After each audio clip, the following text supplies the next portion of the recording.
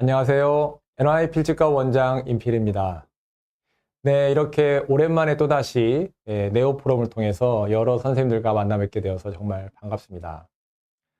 제가 오늘 선생님들과 함께 살펴볼 내용은 성공적인 전치부 심미 임플란트를 위한 5가지 키 팩터라는 제목의 내용입니다. 구치부도 그렇지만 전치부 임플란트에서는 특히 더 우리가 여러 가지 사항들을 임상에서 고려를 해야 되는데요. 저는 개인적으로 전치부 임플란트를 하는 데 있어서 그 고려사항들을 크게 5가지의 범주로 나누어 보려고 합니다. 우리가 임상에서 이렇게 전치부에 임플란트가 수복되어 있는 환자들을 종종 접하게 됩니다. 이 전치부 임플란트 수복물들이 이 환자의 구강 내에서 기능적으로는 충분히 적절한 역할을 수행하고 있다고 할 수도 있겠습니다. 하지만 심미적인 관점에서 봤을 때 과연 이 임플란트 수복물들을 심미적으로 성공적인 임플란트 수복물이라고 할 수 있을까라는 점을 생각해 본다면 아마 그렇게 대답하기가 어려울 것 같습니다. 우리 치과 의사들의 치과 임상의 궁극적인 목표는 결국 크게 보자면 환자의 기능과 심미의 회복이라고 할 수 있겠는데요. 결국 이 심미성은 우리가 임상에서 얻어내야 될 어떤 큰 커다란 하나의 축이라고 할 수 있겠습니다. 그래서 오늘 이 시간에 저와 함께 이 전치부 심미 임플란트 수복을 위해서 어떠한 점들이 중요하고 어떠한 점들을 우리가 고려해야 되는지 하나씩 살펴보는 시간을 갖겠습니다. 네. 5가지의 제가 그 전치부 심미 임플란트 수복물에서 필요한 사항들을 정리를 해봤는데요. 가장 첫 번째로 무엇이 중요할까요? 우리가 다 이미 잘 알다시피 임플란트의 포지션이 아마 그 무엇보다도 가장 중요하다고 할 수 있을 것입니다. 임플란트의 식립 포지션이 잘못된다면 그 이후에 다른 본그래프트나 또는 연조직 그래프트나 또는 보철 과정이라든지 이런 과정들이 아무리 잘 이루어진다고 하더라도 잘못된 임플란트의 그 위치의 한계를 극복해내기가 어렵습니다. 그래서 임플란트 포지션이 그 무엇보다도 가장 우선적으로 중요한 사항이라고 할 수 있겠습니다. 두 번째는 우리가 치주적인 요건이 다 양호한 상태에서 플랩을 열지 않고 플랩리스로 전치부 임플란트를 수술을 한다면 너무나 좋겠지만 모든 환자가 그렇게 되지는 않죠. 그래서 골조직과 연조직이 부족하고 뭔가 수술을 크게 동반해야 되는 상황이 실제로 많이 있기 때문에 그렇게 본다면 결국 우리가 절개 디자인을 어떻게 잡느냐 하는 것도 전치부 심미 임플란트를 하는 데 있어서 중요한 포인트라고 할 수 있겠습니다. 세 번째는 결국 골이겠죠. 구치부 임플란트에서도 그렇지만 이 전치부 임플란트에서의 그 심미성 그리고 장기적인 그런 안정성을 우리가 얻어내기 위해서는 임플란트를 둘러싸고 있는 골조직의 두께, 그런 충분한 골조직의 두께가 뒷받침이 돼야만이 우리가 원하는 그런 안정적인 심미성을 얻어낼 수 있겠다라고 할 수 있습니다. 그리고 골 이식뿐만 아니고 전치부 심미성을 위해서는 또한 더 무엇보다 중요한 것이 바로 연조직이죠. 이른바 우리가 이제 흔히 핑크 이세릭이라고 하는 부분인데요. 골이식 못지않게 저는 개인적으로 이 전치부 심미 임플란트에 있어서만큼은 구치부와 다르게 이 연조직 그래프트에 대한 부분 또한 매우 중요한 파트라고 생각합니다. 그리고 5번째로 임시치아 과정이 있겠습니다. 첫 번째에서 4번째까지의 과정은 전부 다 이 서저리에 관계된 부분들이죠. 그런데 수술을 아무리 우리가 잘 했다고 하더라도 마지막 보철 과정에 있어서 보철물의 심미성을 충분히 잘 얻어내야 되는데 전치부 임플란트에서 선생님들 다 잘 아다시피 수술이 끝나고 바로 최종 보철무로 넘어가는 게 아니라 임시 수복물 단계를 충분한 기간 동안 거침으로써 연조직과 보철물이 조화를 이루는 그런 결과를 얻어내야 되겠죠. 그렇기 때문에 우리가 전치부 임플란트 수복에서는 반드시 이 임시치아 단계를 빼놓지 말고 잘 신경 써야 된다는 것입니다. 자, 이 5가지의 파트들을 한 가지씩 세부적으로 살펴보도록 하겠습니다. 먼저 임플란트 포지션에 대해서 한번 보겠는데요. 임플란트의 적절한 포지션, 이미 다 잘 알고 계실 겁니다.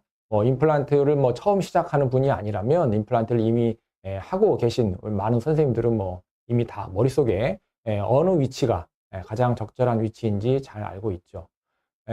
근원심적으로, 그리고 협설적으로, 그리고 수직적인 위치에서 3차원적으로 우리가 적절한 임플란트 포지션을 얻어내는 것이 그 무엇보다도 중요한 부분이라고 할 수 있겠습니다. 일찍이 이렇게 부저가 발표한 문헌에 보면 미지오 디스탈 관점에서 이 초록색으로 표시된 이 에어리어에 임플란트가 위치되는 것이 적절하다라고 이렇게 표현을 했고요. 또 버코 팔라탈적인 측면에서, 버코 링구알적인 측면에서 마찬가지로 이렇게 초록색으로 표시된 부분 그 안쪽에, 그러니까 구개축으로 약간 임플란트가 들어오는 것이 신미성을 위해서 좋다라는 것이고, 에이피코 코로날적인 관점에서, 수직적인 관점에서도 이렇게 적절한 위치에 임플란트가 놓여야 한다라는 것이죠. 이 3차원적인 위치의 관점을 한마디로 표현한다면 아주 유명한 말이죠. 다들 잘 알고 계시겠지만 as shallow as possible, as deep as necessary라는 그런 하나의 그 표현으로 정리를 했는데요. 결국 너무 얕지도 않고 너무 깊지도 않고 적절한 그런 깊이가 임플란트의 식립 포지션에 있어서 중요하다는 것입니다. 구치부 임플란트에서는 사실 골 조직이 부족하거나 이렇게 뭔가 해부학적으로 어려울 때는 사실은 임플란트를 깊게 심기도 하고 짧은 임플란트를 심기도 하고 또는 힘든 골 이식술이나 연조직 이식술을 동반하지 않고도 우리가 충분히 임플란트를 성공적으로 잘 끝낼 수 있는데요. 신미성이 중요한 전치부 임플란트에서는 구치부와 다르게 그 신미성이라는 측면에서 놓고 본다면 그 임플란트의 포지션이 잘 되지 않으면 우리가 원하는 그런 만족스러운 신미성의 그런 최종 결과는 얻어내기 어렵다고 할 수 있겠습니다. 자, 이런 그 임플란트의 수복물이 보이죠. 물론 저와 같은 그 결과를 누구도 원하지는 않았을 것입니다.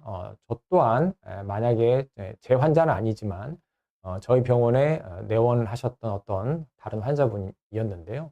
저런 임플란트를 하신 선생님도 아마 상당히 어려움이 컸을 거라고 생각을 합니다. 쉽지 않은 케이스였을 것이고 뭔가 분명히 힘든 애로사항이 있어서 불가피하게 저런 결과가 나왔을 거라고 생각을 하는데요.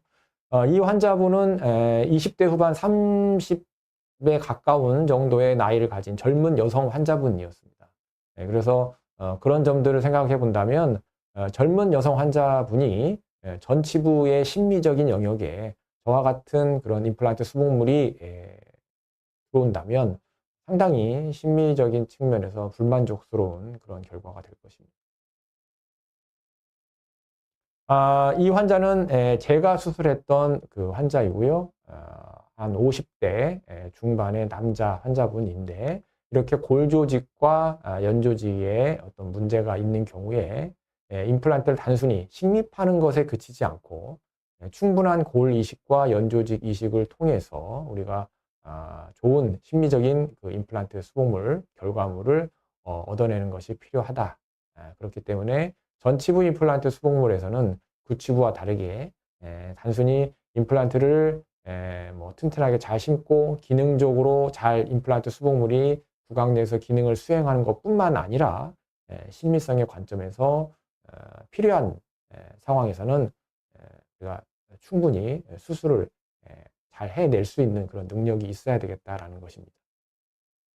임플란트 포지션은 이와 같이 우리가 잘 알다시피 자연치아가 원래 존재하는 그런 자연치아의 치축, 여기에서 이제 빨간 점선으로 표시된 부분이 자연치의 치근의 치축이 되겠죠. 그 치축보다 통상적으로 구개측으로 이렇게 들어와서 임플란트의 식립 포지션을 잡는 것이 우리가 통상적인 룰로 되어 있습니다. 그래야만이 순축의 그런 심미성을 우리가 확보할 수 있다라는 것이죠. 실제 환자의 CT 사진을 보면 이렇게 발치를 하고 발치 즉시 식립을 통해서 오른쪽과 같은 그런 최종 임플란트 수복물 결과를 얻었는데요. 이 CT 사진에서도 이 빨간 점선으로 표시된 부분은 자연치아의 치축이 되겠습니다. 그리고 이 치축보다 좀 더 구개축으로 나란하게 들어온 저 초록색으로 표시한 위치가 바로 우리가 임플란트를 심어야 될 적절한 위치라고 할 수 있겠습니다. 그래서 그렇게 임플란트의 식립 위치를 잘 잡는다면 이와 같이 안정적이고 적절한 임플란트의 위치를 확보할 수 있고요. 저렇게 구개축으로 약간 들어오게끔 임플란트를 심어야만 임플란트 순축에 이런 충분한 골 이식을 통해서 충분한 두께의 두께를 우리가 얻어낼 수 있다라는 것이죠. 그렇게 순축의 심미성을 얻어내기 위해서 우리가 임플란트를 구개축으로 당겨서 식립을 한다고 했을 때에 버컬 쪽에 발생되는 그런 그 갭 디스턴스는 우리가 골 이식을 통해서 우리가 마무리를 져야만 버컬 쪽의 그 골 조직과 연 조직의 컬랩스를 막을 수 있다라는 것입니다. 임플란트의 식립 포지션을 이렇게 잘 잡기 위해서는 사실 가장 이상적인 방법은 바로 가이드 서저리를 하는 것이죠. 술전에 미리 가장 적절한 위치를 미리 분석을 하고 그대로 그 위치대로 가이드를 제작을 해서 가이드를 장착한 상태에서 드릴링을 하고 임플란트를 심는 것이 가장 이상적이겠습니다만 솔직히 저 또한 가이드를 제작을 해서 심는 경우도 있지만 가이드 없이 심는 그런 경우도 있습니다. 그래서 우리가 가이드가 가장 이상적인 방법이긴 하나 가이드 없이도 우리가 프리핸드로 수술을 할 때에도 적절한 임플란트의 위치를 잡아낼 수 있는 그런 눈과 손이 필요하다라고 저는 이제 개인적으로 그렇게 생각하고 있습니다. 그래서 만약에 우리가 가이드가 없이 임플란트 수술을 한다면 전치부에서요, 결국 임플란트의 포지션을 잘 잡기 위해서는 포지션이 어디가 좋은 포지션이냐를 머릿속으로 아는 것이 중요한 게 아니고 그거는 누구나 다 잘 알고 있죠. 이미 알고 있는데 내 손이 내가 생각했던 그리고 내가 눈으로 보고 있는 그 위치대로 그대로 핸드피스가 가고 드릴링이 시행이 되는 그런 과정이 필요하기 때문에 그러기 위해서는 핸드피스를 안정적으로 그립을 하는 그런 과정이 중요하다라고 저는 생각합니다. 그래서 이와 같이 저는 전치부 임플란트를 수술을 할 때 핸드피스를 양손으로 두 손을 모두 사용을 해서 안정적으로 잡고 진행을 하는 그런 식으로 하고 있습니다. 네, 자 그러면 실제 임플란트 케이스를 보면서 임플란트의 포지션에 대한 얘기를 좀 더 해보도록 하겠습니다. 자, 이러한 케이스를 보면 골 조직과 연 조직의 상태가 아주 양호한 그런 사운드한 상태에서 치아가 파절이 됐고 즉시 식립을 통해서 최종 임플란트 결과물을 얻어낸 그런 경우가 되겠습니다. 이렇게 치주 여건이 양호한 상태에서는 별다른 큰 수술이 필요하지 않기 때문에 이 케이스에서도 보다시피 제가 플랩을 전혀 열지 않고 플랩리스로 식립을 하고 버컬 스페이스에 갭 필링만 시행을 해서 간단하게 수술을 끝냈죠. 그렇기 때문에 술자는 이렇게 치주적인 여건이 양호한 케이스에서는 드릴링과 임플란트 식립 포지션에만 집중을 하면 된다라는 것입니다. 그렇기 때문에 우리가 1차 수술 단계에서 드릴링과 임플란트 식립만 잘 신경을 쓴다면 충분히 심미적으로 좋은 결과를 얻어낼 수가 있겠습니다. 파노라마 사진과 CT를 보면 3차원적으로 이렇게 적절한 위치에 임플란트가 식립이 되었고 임플란트를 서라운드하고 있는 주위 골 조직이 충분하게 잘 유지되고 있는 모습도 함께 볼 수 있습니다. 네, 파이널 세팅의 사진과 그로부터 8년이 경과한 최근의 팔로우업 사진인데요. 전치부 임플란트의 신미성이 약 8년 정도가 경과했지만 최종 수복물 세팅 직후와 비교해서 거의 변화가 없이 안정적으로 잘 유지되고 있는 모습을 우리가 확인할 수 있겠습니다. 자, 이제는 싱글 임플란트가 아니고 2개의 연속된 임플란트가 식립된 케이스를 한번 보도록 하겠습니다. 마찬가지로 치주의 상태는 양호한 상태에서 드릴링을 우리가 신경을 써서 2개의 적절한 임플란트의 식립 포지션을 확보한 경우를 한번 보도록 하겠습니다. 중절치 2개를 발치를 하고 골 조직과 연 조직이 양호했기 때문에 플랩을 열지 않고 플랩리스로 발치 즉시 식립을 시행을 했습니다. 싱글 임플란트와 다른 것이라면 2개의 임플란트를 동시에 식립을 하는 것이기 때문에 임플란트의 식립 포지션은 뭐 1개를 심으나 2개를 심으나 똑같죠. 다만 2개가 연속해서 인접해서 들어간다면 인터 임플란트 디스턴스만 우리가 신경을 쓰면 된다라는 것입니다. 이 점이 가장 중요한 키포인트가 되겠죠. 마찬가지로 플랩을 열지 않고 임플란트의 식립 포지션은 팔라탈에 치우쳐서 임플란트를 식립을 하였고요. 버컬 쪽에 발생되어 있는 그런 갭은 갭 필링을 시행을 하였고, 그리고 원 스테이지로 바로 힐링 어버트먼트를 체결을 하였고요. 그리고 발치와의 상부, 입구는 단순한 콜라겐 매트릭스로 이렇게 폐쇄를 하였습니다. 네, 2개의 중절치의 임플란트가 식립된 모습, 그리고 지르코니아로 제작된 어버트먼트의 모습이고요. 플랩을 열지 않고 절개를 하지 않았기 때문에 연조직 상태가 양호하고 특히 파필라가 잘 유지되어 있는 모습을 우리가 확인할 수 있습니다. 최종 수복물의 모습이고요. 이렇게 나란하게 2개의 임플란트가 식립이 되어 있고, 이렇게 2개의 임플란트를 동시에 식립을 할 때에는 두 임플란트 사이의 디스턴스에 우리가 가장 많은 신경을 써야 된다라는 것입니다. CT의 사진을 보시면 이렇게 3차원적으로 적절한 위치에 임플란트가 들어가 있고요. 술 전과 술 후의 모습을 보시면 2개의 싱글 임플란트가 연속해서 수복되어 있는 모습을 볼 수 있겠습니다. 그래서 최종 수복물 세팅 후에 사진을 보시면 주위의 자연치아와 임플란트가 위화감 없이 잘 조화를 이루고 있는 것을 확인할 수 있겠습니다. 자, 이제 2개의 연속된 임플란트를 식립을 하는데요. 그 식립되는 공간이 앞 케이스보다 좀 더 좁은 그런 케이스에서 2개의 연속된 임플란트를 식립을 했던 케이스를 한번 보도록 하겠습니다.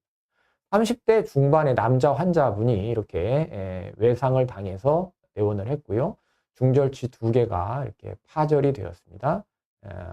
그나마 다행인 거는 치아는 저렇게 발치가 되었지만 잇몸이 약간 찢어졌습니다. 잇몸이 약간 찢어져서 그 부분에 대한 제가 이제 봉합을 시행을 해서 이렇게 마무리를 했고요. 그 외에는 골 조직은 큰 손상 없이 건강한 상태로 잘 유지되고 있는 그런 상황이었습니다. 그래서 발치 즉시 식립을 이제 시행을 하기로 했는데요. 자, 문제는 이 사진을 잘 보시면요. 제가 이제 이니셜 드릴링을 하고 가이드 핀을 2개를 삽입을 해서 포토를 찍은 모습을 보시면 중절치 1번 2개가 들어가야 되는데 저 공간이 눈으로 보기에도 좀 좁아 보이는 느낌을 받으실 겁니다. 저도 사실은 환자가 이미 치아가 이렇게 탈구 또는 파절이 된 거의 뭐 빠지기 일보 직전인 상태에서 치과로 오셨기 때문에 처음에 경황이 없어서 중절치 사이의 그런 그 근원심적인 공간이나 사이즈를 전혀 파악하지 못하고 수술을 들어갔는데, 드릴링을 시행하면서 그리고 임플란트를 식립을 하려고 하면서 그때서야 중절치 2개가 들어가야 되는 공간이 상당히 좁은 상태였음을 이제 알게 되었습니다. 이런 걸 봤을 때 이제 이 환자분은 아마도 원래 자연치아가 외상 당하기 전에 자연치아가 있었을 때도 아마 약간 크라우딩이 있었던 상태였을 거라는 것을 우리가 충분히 짐작해 볼 수 있겠죠. 그런 부분들이 있다면 환자분한테도 미리 잘 얘기를 하고 설명을 해서 추후에 최종적인 결과물이 나왔을 때 술자와 환자가 서로 어느 정도 잘 커뮤니케이션을 해서 심미성의 그런 측면에서 환자분이 억셉트를 할 수 있도록 그렇게 하는 것이 좀 필요하겠다. 그런 것도 제가 경험을 해봤습니다. 자, CT의 모습을 보시면요. 앞에서 한번 보여드렸던 사진인데 자연 치아를 발치를 한 모습과 그리고 임플란트가 들어가고 최종 수복물이 장착된 이후에 CT의 모습을 보면 자연 치아의 치근을 발치를 하고 그 위치에서 약간 구개측으로 들어와서 식립된 임플란트 포지션을 우리가 볼 수 있겠습니다. 네, 이렇게 원 스테이지로 즉시 식립을 시행을 하고 힐링 어버트먼트를 체결을 하고 수술을 마쳤고요. 두 개의 임플란트가 식립이 되었을 때 이 임플란트와 임플란트 사이의 거리, 뭐 이미 잘 알고 있다시피 3mm 정도를 띄어야 한다라는 2000년 타나우가 발표한 유명한 논문이 있는데 그 3mm라는 수치는 아시다시피 익스터널 타입의 디자인의 임플란트에 해당되는 얘기고요. 우리가 요즘에 많이 사용하고 있는 본 레벨 임플란트, 인터널 서브머즈 타입의 임플란트는 그거보다는 약간 더 가까워도 임상적으로 허용이 된다라고 보고 있습니다. 그래서 오른쪽에 있는 그런 연구 결과에 나오는 것처럼 인터 임플란트 디스턴스가 2mm일 때와 3mm일 때 본 레벨 임플란트에서는 크게 차이가 없다라는 결과가 있습니다. 그만큼 약간 가까워져도 허용이 된다라는 것이기 때문에 이렇게 제한된 공간에서 임플란트를 두 개를 연속해서 심어야 되는 상황이라면 당연히 본 레벨 타입의 그런 임플란트가 좀 더 유리하다라고 할 수 있겠죠. 네, 본 레벨 타입의 임플란트는 결국 디자인으로 볼 때 이와 같은 플랫폼 스위칭의 컨셉이 이제 작동된다라는 것이고요. 그래서 위쪽에 프로비저널 레스토레이션, 임시 치아의 장착 상태의 사진을 보시면 두 개의 11번과 21번 사이에 인터덴탈 파필라가 아직은 완전히 크리핑 되지 않은 그런 모습을 볼 수 있는데 아래쪽에 최종 보철물의 사진을 보면 시간이 경과하면서 두 개의 중절치 사이에 이렇게 이와 같이 파필라가 크리핑이 되어 있는 모습을 우리가 확인할 수 있겠습니다. 이렇게 제한된 공간에서는 특히나 더 임플란트의 식립 포지션에 더 많은 신경을 써야 되겠죠. 그래서 우리가 이미 알다시피 이렇게 파필라의 관점에서 볼 때는 어떤 것이 가장 유리한가요? 자연치아나 파닉이 들어가는 것이 가장 유리하고요. 어떤 것이 가장 불리하죠? 임플란트가 두 개가 나란히 들어가는 상황이 가장 불리하죠. 그래서 임플란트와 임플란트가 두 개가 인접해서 들어갈 때는 그 보철물의 컨택 포인트와 그 본 크레스트 사이의 그 거리가 높이 디스턴스가 짧아야만이 되기 그 파필라가 크리핑 될 수 있기 때문에 자연치아나 파닉이 들어갔을 때에 비해서 파필라에 더 많은 크리핑을 기대하기 어렵다라는 것이죠. 그렇기 때문에 보철물을 제작할 때부터 이 점을 잘 염두에 두고 보철물의 컨택 포인트를 설정을 해야 되겠습니다. 이 케이스를 한번 보면은요. 상악 사전치를 발치를 하고 임플란트를 진행을 했던 케이스인데요. 보시다시피 중절치 두 개 사이에 상당히 많은 골 흡수가 있죠. 이 부위에 저는 임플란트를 심지 않고 발치와 보존술만 시행을 하고요. 임플란트는 양쪽 측절치에만 두 개를 식립을 하고 골 이식을 먼저 시행을 한 후에 그 본 힐링 후에 다시 한번 2차적으로 커넥티브 티슈 그래프트를 파필라 부위에서 이렇게 시행을 하였습니다. 그래서 사전치의 치아가 미싱되어 있는 상황이지만 임플란트는 양쪽 사이드에 측절치에 두 개의 임플란트가 식립을 하고 중절치 부위에는 임플란트를 식립하지 않고 파닉을 활용을 해서 그리고 고리식과 연조직 이식을 동반을 해서 최종 수복물을 이렇게 얻어낸 그런 케이스가 되겠습니다.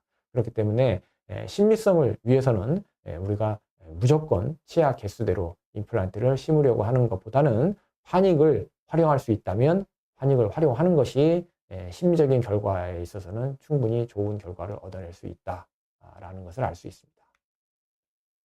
자, 이제 두 번째 절개선의 디자인에 대해서 한번 살펴보도록 하겠습니다.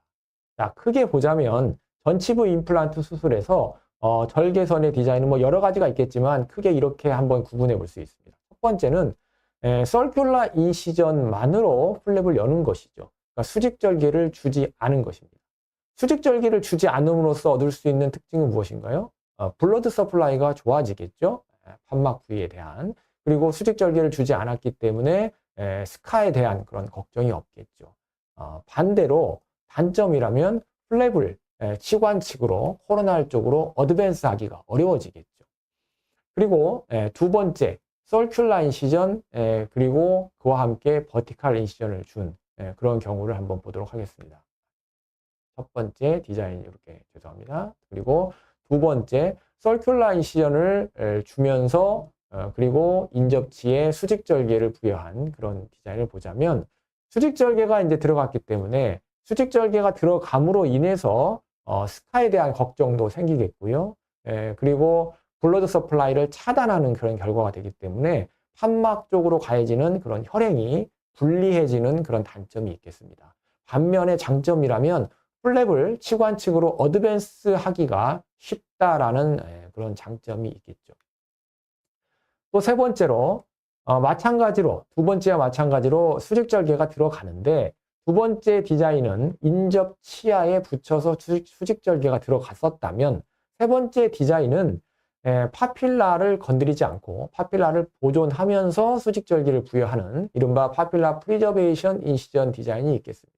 마찬가지로 이것도 역시 수직절개가 두 개가 들어가기 때문에 스카에 대한 걱정 그리고 블러드 서플라이에 대한 그런 불리함 이런 것들을 꼭 생각을 해야 될 것이고 반면에 파필라를 보존할 수 있다는 것이 장점이고요. 플랩을 치관측으로 어드밴스 하기가 쉽다는 것이 장점이 되겠죠.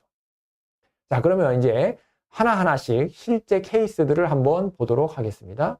이 환자분 여자분이셨는데요. 젊은 여자분이셨는데 오래된 올드 브릿지를 제거를 하고 올드 브릿지의 파닉 사이트에 임플란트를 식립을 하러 오신 분이었습니다. 21번 치아가 파닉이고요. 올드 브릿지 제거 직전에 보면 이 어클루잘 뷰를 보면 순축의 골 외형이 약간 꺼져 있는 것을 눈으로 볼 수 있겠습니다. 저는 이 부분에 대해서 골 이식을 계획을 했었습니다. 자, 어떤 인시전을 디자인을 취하는 게 좋을까요? 뭐 어떤 인시전이든지 다 가능하겠습니다. 첫 번째로 이와 같이 파필라를 건드리지 않는 파필라 프리저베이션 인시전을 해볼 수도 있겠고요. 저는 이 환자 케이스에서 그렇게 하지 않고 인접치아에 붙여서 버티칼 인시전을 주고 파라크레스탈 인시전을 주는 이런 여기 사진에서처럼 초록색 점선과 같은 그런 절개 디자인을 부여를 했습니다. 또는 만약에 내가 치관 측에 보는 좋고 에이피칼 쪽에만 뼈가 없어서 그쪽에만 골 이식을 하려고 한다면 이 그림과 같이 쉽게 말해서 이스테틱 버컬 플랩이라고 하는 그런 디자인인데 우리가 자연치아에서 에이피코액토미를 하는 것처럼 치근단 부위에만 이렇게 플랩을 열어서 골 이식을 시행을 하고 플랩을 덮는 그런 디자인을 취할 수도 있겠습니다. 저는 이 케이스에서는 에이피칼 쪽이 노출되는 페네스트레이션 디펙트가 발생되리라는 것을 뭐 이미 술 전에 예측을 했고요. 코로날 파트에도 좀 더 볼륨을 증대시키기 위해서 치관 측과 치근 측 모두 골 이식을 시행하기 위해서 이렇게 인시전 디자인을 열었고 이종골을 사용을 해서 골 이식을 시행을 하였습니다. 자, 봉합을 했는데요. 결국 이렇게 버티컬 인시전을 부여를 해서 수술을 하게 되면 플랩을 프라이머리 클로저를 시키는 것은 뭐 아주 쉽겠지만 스카 티슈가 이렇게 남을 수 있다라는 것이 하나의 단점이 되겠습니다. 그래서 전치부 영역에서는 이렇게 스카가 남는 것도 그렇게 바람직한 것은 아니기 때문에 물론 뭐 이것 때문에 크게 환자가 컴플레인을 하지는 않았습니다만 어쨌든 우리가 좀 더 바람직한 결과를 얻어내는 것을 목표로 한다면 가능하면 스카를 남기지 않는 그런 플랩 디자인을 하는 게 좀 더 좋겠죠. 자, 좌측에 술 전의 모습 그리고 오른쪽에 술 후의 모습을 비교를 해보시면 술 후에 이렇게 임플란트가 들어갔지만 골 이식을 통해서 양호한 결과를 얻어낸 것을 볼 수 있겠습니다. 네, CT의 모습이고요. 네, 파필라를 건드리지 않았기 때문에 당연히 파필라가 잘 보존되어 있는 모습입니다.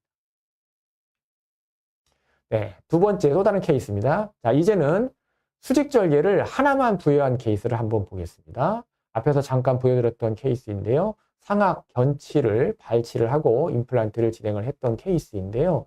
연조직이 힐링이 되기를 기다렸다가 지연식립으로 접근을 하였습니다.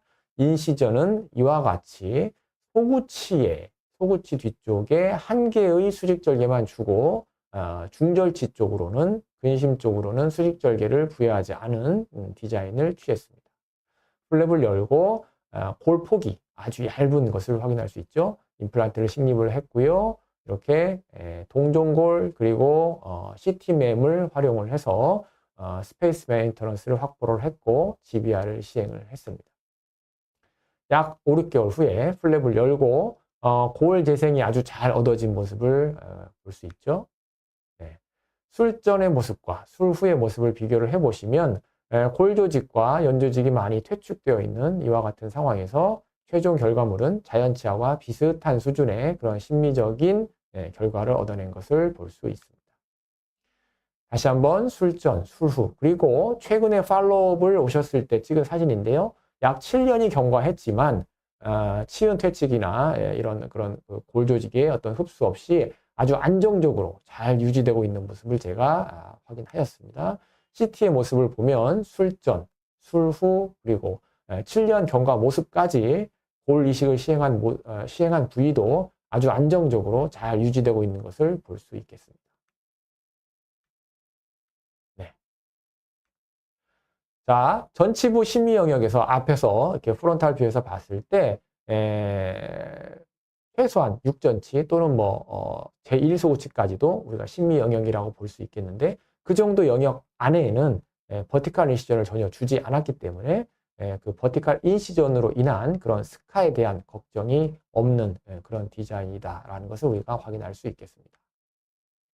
자, 이제는 순축에 버티컬 인시전을 전혀 주지 않은 케이스를 한번 보도록 하겠습니다.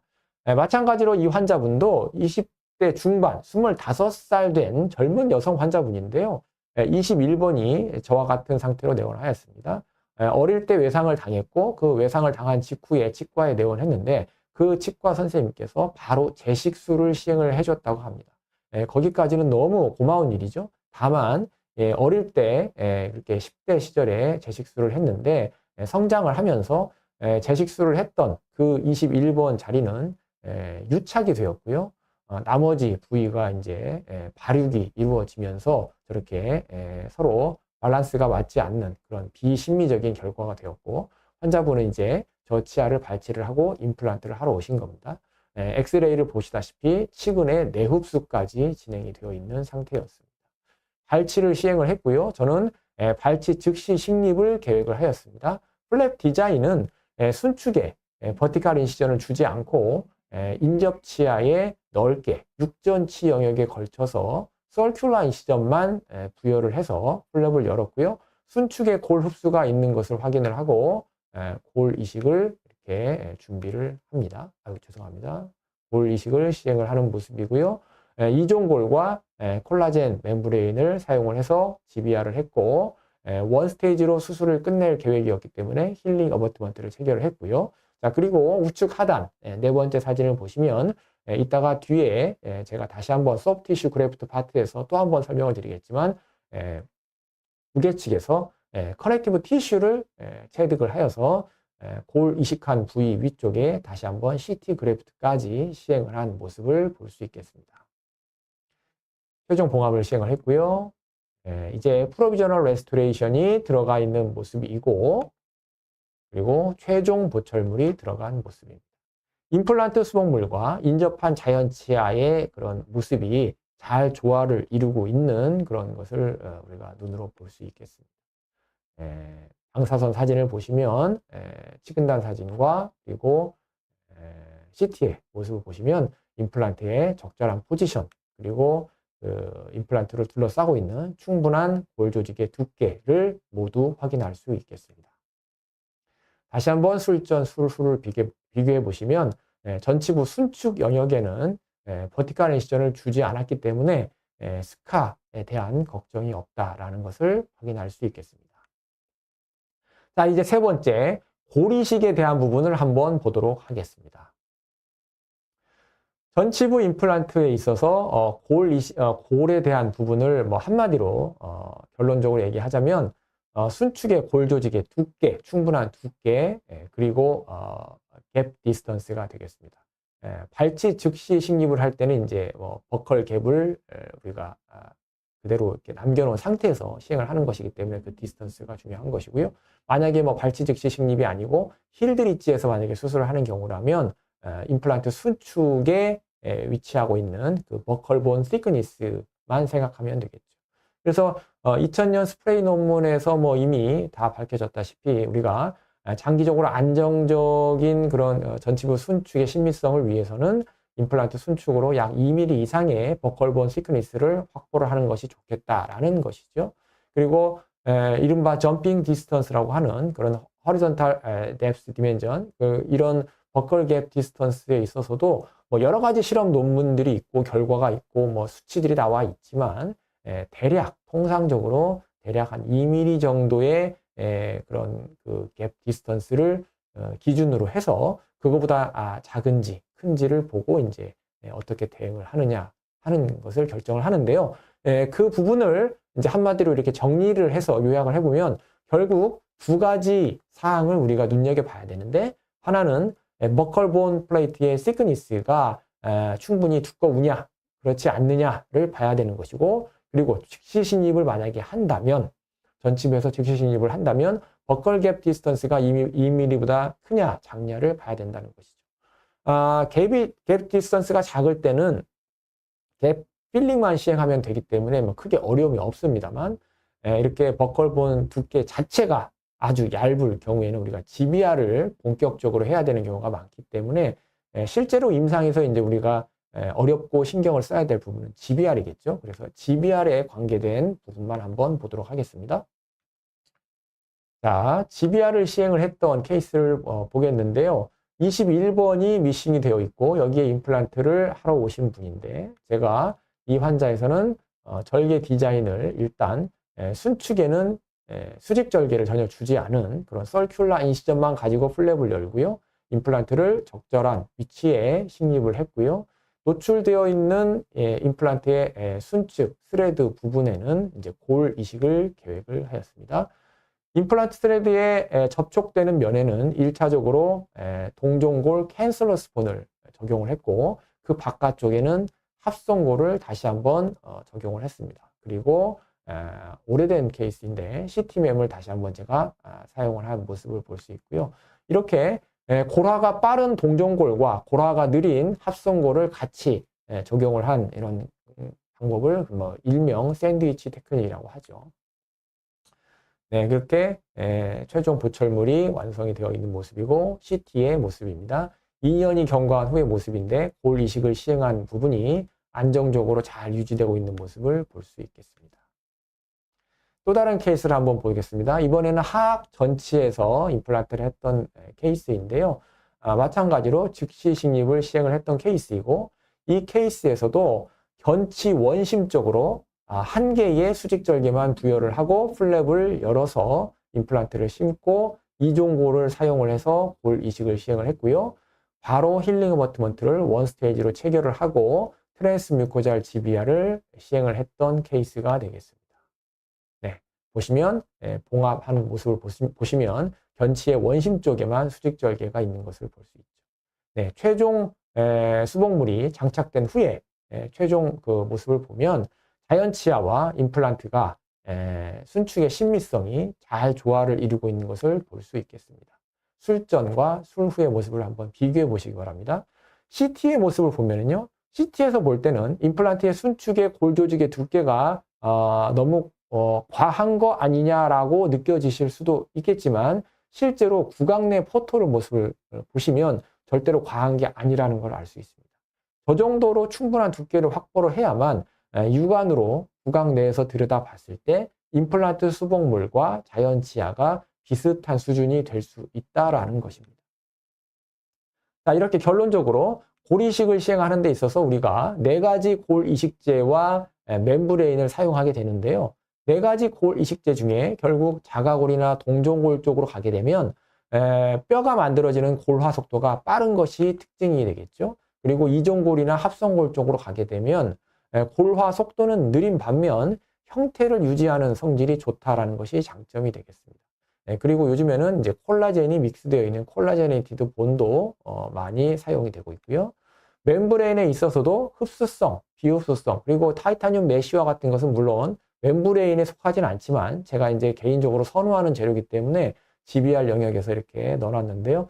결국은 흡수성보다는 비흡수성, 그리고 또 메쉬 쪽으로 갈수록 공간 유지 능력이 좋다라는 특징이 있기 때문에 그러한 그런 재료의 특징을 우리가 술자가 잘 파악을 해서 필요한 상황에 필요한 재료를 사용할 수 있는 그런 안목이 필요하다라는 것입니다.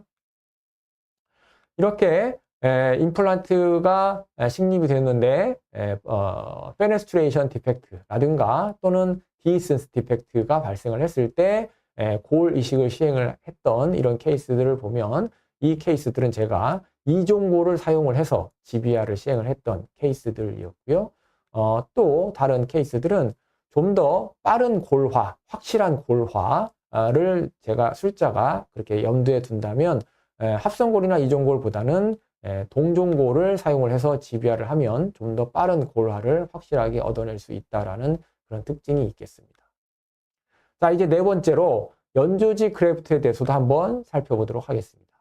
결국 소프티슈 그래프트는 프리 그래프트와 페리클 그래프트로 크게 나눠볼 수 있는데요. 먼저 이 프리 그래프트, 프리 CTG 케이스를 한번 보도록 하겠습니다. 앞에서 보여드린 케이스이기 때문에 좀 더 제가 그냥 빠른 속도로 보여드리겠습니다. 아까 20대 중반의 젊은 여성 환자분이라고 제가 보여드렸던 환자분인데요.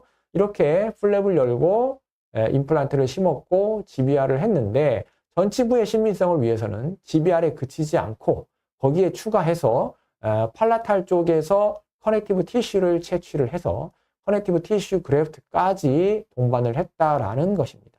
그래서 팔라탈 쪽에서 이와 같이 한 개의 수평 절개만으로 싱글 인시전을 통해서 서브 에피실리알 커넥티브 티슈 그래프트를 시행을 하는 것이죠. 네, 순축에 봉합한 후의 모습이고요. 연조직에 충분한 두께가 임플란트를 둘러싸고 있는 그 페리 임플란트 본 로스를 막을 수 있는 길이다라는 그런 연구 논문들이 이미 오래전에 발표되었습니다. 즉, 임플란트를 서라운드하고 있는 골 조직의 안정을 위해서는 충분한 두께의 연조직 또한 필요하다, 중요하다라는 것이죠. 그 점을 잊어서는 안 되겠습니다. 프로비저널 레스토레이션이 장착되어진 모습이고요. 이때 사진을 보시면 제가 커넥티브 티슈 그래프트를 시행을 했기 때문에 순축에 충분한 두께의 연조직 두께가 확보가 되어진 모습을 우리가 사진을 통해서 볼 수 있겠습니다. 최종 보철물의 모습. 네. 이렇게 코이의 논문을 보면 우리가 전치부 심미 임플란트를 진단하는 데 있어서 중요한 5가지의 진단 항목이 있지 않습니까? 아마 선생님들 공부를 하셔서 다 잘 아시겠지만 좌측에 있는 것은 결국은 리스크가 낮은, 그러니까 쉽게 말하면 난이도가 쉬운 케이스라고 할 수 있고요. 우측에 있는 항목들, 이런 케이스들은 리스크가 높은, 난이도가 어려운 그런 케이스라고 할 수 있겠습니다. 이렇게 치아, 형태 또는 뭐 치주 조직, 바이오 타입의 두께 이런 것들로 이렇게 항목들을 열거를 해놨는데 이것들을 이렇게 글로 보면 아마 잘 금방 와닿지 않지만 하나의 사진으로 제가 딱 제시를 해서 보여드리면 결국은 이와 같은 것이죠. 좌측에 있는 환자분 사진은 이른바 리스크가 낮은 리스크의 그런 케이스가 되겠고요. 이것은 난이도가 낮은, 쉬운 케이스라고 생각하면 되겠습니다. 그리고 오른쪽에 있는 아까 보여드린 그런 20대 중반의 젊은 여성분과 같은 이런 케이스는 연조직도 얇고 그 치아의 형태도 스퀘어 타입이 아닌 트라이앵귤라 그런 쉐입으로 되어 있기 때문에 난이도가 높은 그런 케이스라고 할 수 있겠습니다. 술 전, 술 후의 비교 모습입니다. 연조직의 두께가 이렇게 증대된 모습입니다. 우리가 이렇게 자연 치아의 임플란트뿐만 아니라 자연 치아에서도 이렇게 루트 커버리지 등의 술식을 통해서 연조직의 두께를 늘리는 그런 술식들을 우리가 시행하는 경우가 종종 있습니다. 이렇게 치은이 퇴축되고 치근이 노출됐던 그런 케이스에서 연조직 이식을 통해서 충분한 두께의 연조직을 확보를 해주면 장기적으로도 안정적인 그런 결과를 얻어낼 수 있다는 것이 제 개인적인 임상 결과에서도 많이 제가 확인을 했기 때문에 임플란트, 자연치 모두 연조직의 두께를 충분히 확보하는 것은 상당히 신미성에 있어서 중요하다라는 것을 선생님들께 제가 꼭 강조하고 싶습니다. 네. 그리고 페디클 그래프트 케이스를 한번 보시면 이 케이스는 마찬가지로 플랩을 수직절개 없이 플랩을 박리를 하고 이렇게 골 흡수 부위에 임플란트를 심고 지비화를 하는데요. 이 케이스에서는 연조직을 커버리지 하는 데 있어서 버컬 쪽에 있는 플랩을 당겨오는 대신에 팔라탈 쪽에 있는 연조직을 돌려서 덮는 그런 방법을 사용을 했습니다. 이른바 VIP CTG라는 그런 방법을 사용을 했고요. 수술 사진에 그런 번호 넘버링 되어 있는 모습을 보시면 팔라탈 쪽에 이렇게 서브 에피실리알 커넥티브 티슈 그래프트를 채취를 해서 이렇게 바깥으로 꺼냅니다. 꺼내서 이거를 전치부 순축으로 돌려오는 것이죠. 그래서 임플란트를 심고 지비화를 하고 그 지비화한 위쪽에 다시 한번 이 페디클드 커넥티브 티슈 그래프트를 적용을 하는 것입니다. 지비화를 한 모습이고요. 지비화를 끝낸 이후에 그 위쪽에 다시 한번 미리 준비했던 커넥티브 티슈 그래프트를 적용을 하고 봉합을 한 모습이 되겠습니다. 네, 최종 보철물이 장착이 된 모습 그리고 CT의 모습을 보면 순축의 골 조직의 두께 그리고 연조직의 두께가 충분하다라는 것을 확인할 수 있겠습니다. 술 전과 술 후의 비교 모습입니다. 마지막으로 5번째는 결국 수술을 다 끝내고 임시 치아를 잘 활용을 해서 연조직의 심미를 확보를 해야 된다라는 것인데요. 이렇게 치주 조직의 상태가 양호한 경우라면 우리가 임플란트를 쉽게 드릴링을 해서 심고 임시 치아만 잘 활용을 한다면 충분히 좋은 신미성 있는 전치부 수복물을 얻어낼 수 있다라는 것이죠. 이렇게 수술이 심플하게 끝난다고 하더라도 결국은 최종 수복물로 들어가기 전에 그 전 단계에서 반드시 임시 수복물 단계를 거쳐서 충분한 그런 핑크 이스테릭을 확보를 해야 된다라는 것입니다.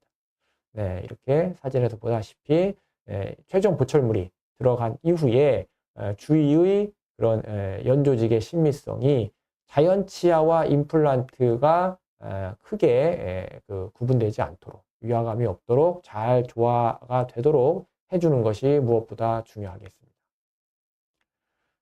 발치와의 형태가 이렇게 발치 직후에는 이렇게 동그란 형태가 되어 있지만 결국 우리가 이제 보철물을 장착하는 시점이 되면 치경부의 모습이 자연 치아의 치근의 그 크로스 섹션 단면을 자른 모습과 비슷한 형태를 띄어야만이 좀 더 신미성 있는 결과를 얻을 수 있다는 것이고요. 이러한 모습은 결국 무엇을 통해서 얻어낼 수 있느냐? 바로 프로비저널 레스토레이션을 통해서 얻어낼 수 있다는 것입니다. 그래서 술 전과 술 후의 모습을 비교를 해보시면 임플란트가 들어갔지만 임플란트와 자연 치아가 잘 조화를 이룬 모습을 볼 수 있고요. 이것은 최종 수복물의 자체의 신미성보다는 최종 수복물로 이행되기 전에 전 단계의 임시 수복물 단계에서 많은 그런 그 수정들이 이미 이루어졌었기 때문에 이러한 결과를 얻을 수 있다라는 것입니다. 이렇게 파필라가 원형의 힐링 어버트먼트만 체결되었을 때는 파필라가 위에 상단의 사진과 같은 그런 모습인데 프로비저널 레스토레이션을 장기간 장착을 해 줌으로 인해서 아래쪽에 하단의 사진처럼 오른쪽의 사진처럼 그 자연스러운 그런 파필라의 형태를 띌 수 있다라는 것입니다. 프로비저널에서 파이널 레스토레이션으로 넘어간 모습이 되겠습니다. 네, 이렇게 프로비저널 레스토레이션의 형태는 결국은 치은 연하, 잇몸의 아래쪽에서는 약간 컨케이브한 형태를 띠다가 치은을 뚫고 위로 밖으로 뻗어 나오면서부터 컨벡스한 형태로 바뀌는 이른바 S 프로파일이라고 하는 이런 이머전스 프로파일의 형태를 띄어야 한다라는 것이죠. 그래서 마지막으로 이 케이스를 통해서 이제 임시 치아 단계의 수정을 다시 한번 정리를 해보면, 첫 번째로 이제 이렇게 앞에서 말씀드린 것처럼 수직절개 없는 이시전 디자인을 제가 취했고요. 임플란트를 적절한 위치에 심입을 했고요. 그리고 본 그래프트를 시행을 했습니다. 그리고 다시 한번 페디클드 타입의 소프트 티슈 그래프트까지 시행을 하는 모습입니다.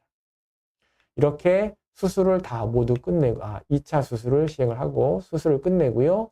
그 다음에 임시치아 단계로 넘어오는 것이죠. 임시치아 단계에서 충분한 시간을 가지고 연조직의 컨투어링을 해 주어야 한다라는 것입니다.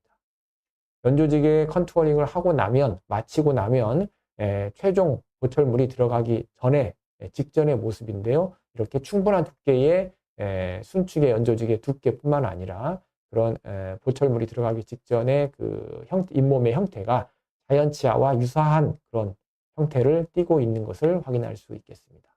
최종 보철물의 모습이고요. 네, 그리고 파노라마 사진과 CT의 모습, 방사선 사진상에서도 충분한 골 조직의 두께가 확인되고 있습니다. 술 전의 모습과 술 후의 모습, 다시 한번 2년이 경과한 모습까지 쭉 나란히 보시면 안정적으로 신미성이 잘 유지되고 있는 모습이고요.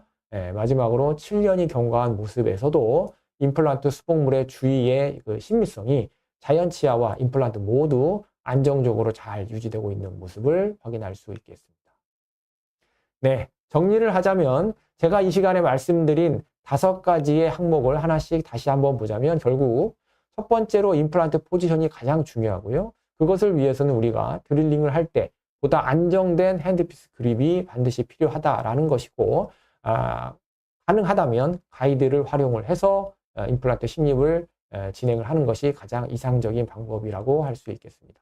두 번째로 절개선의 디자인은 어떤 절개선 디자인도 다 취할 수 있겠지만 신미성을 고려를 한다면 꼭 필요한 상황이 아니라면 가급적 수직절개를 최소로, 그리고 수직절개를 함부로 남용하지 않도록 하는 것이 중요하다라는 것입니다. 세 번째, 고울 이식에 있어서 우리가 이제 어떠한 고울 이식제든지 다 사용을 할 수 있지만 전치부 신미성을 위한다면 좀 더 형태 유지 측면에서 유리한, 공간 유지 측면에서 유리한 골 이식제를 선택을 하는 것이 좋겠죠. 그래서 통상적으로 이종골이나 또는 합성골과 같은 그런 재료가 전치부 임플란트에서 많이 사용이 되는 것이죠. 그리고 골 이식뿐만이 아니고 특히 젊은 여성 환자분들처럼 이 연조직의 바이오 타입이 얇은 그런 경우에는 소프트 티슈 그래프트도 동반을 해주는 것이 전치부 신미성을 위해서 꼭 필요하다라는 것입니다. 그리고 마지막으로 모든 수술을 끝내고 최종 보철물로 바로 넘어가기 전에 프로비저널 레스토레이션 단계에서 적절한 형태의 이머전스 프로파일을 갖는 그런 임시치아 형태를 충분히 장착을 해줌으로써 최종 보철물의 마지막 신미를 얻어낼 수 있다라는 것입니다. 네, 이상으로 제가 성공적인 전치부 신미 임플란트를 위해서 필요한 5가지 사항을 한번 정리를 해보았습니다. 감사합니다.